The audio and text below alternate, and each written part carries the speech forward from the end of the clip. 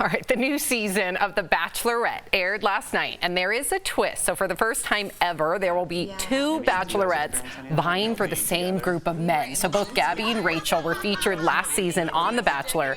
The show may be mixing up the format, but one thing seems to stay the same. The contestants and leads are always almost too thin, or just thin in general. Now, some fans are trying to change that. They want the show to cast contestants with diverse body types and choose people who are attracted to different body types. According to the campaign, in 44 seasons, only 2 contestants identified as quote-unquote plus size. Surfer Bo Stanley, who appeared in 2015, and Bryan Witzman, who was on the last season of The Bachelorette, both were eliminated on night 1. Like, first off, really, those look like normal human beings. I mean, I know they identify, so I'm not trying to take it away, but it always bothers me when they're just normal. I have not seen one episode of The Bachelor or Bachelorette. I am not interested in that. I think it's very repetitious. I find it very boring. I'm going to get a lot of hate mail from the Bachelor Nation and Army because it's a very created, concrete audience. I find it just dull. I find it's the same people. It's the same thing. It's the same rose. It's the same thing over and over and over again. Am I wrong? Well, I think they do use fresh roses. Sam! When we were driving here, this is so dumb, but I was thinking, like, they need a new twist on The Bachelor. Right. And instead of the rose, I was thinking of a show called The Hose. And then no, not like those hose. Like a fire hose. No, not.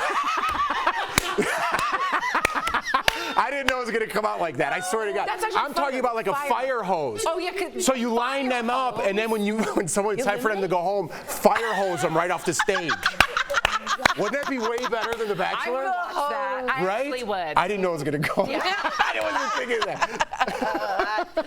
I just think, I love Rachel Lindsay. She was the first Black Bachelorette. I had the honor of having her on my podcast. She's been very transparent about her experiences. And also, when you're talking about Bachelor Nation, she's very clear. There's a Bachelor Nation that are diehard people who love The Bachelor. And then there's a Bachelor clan.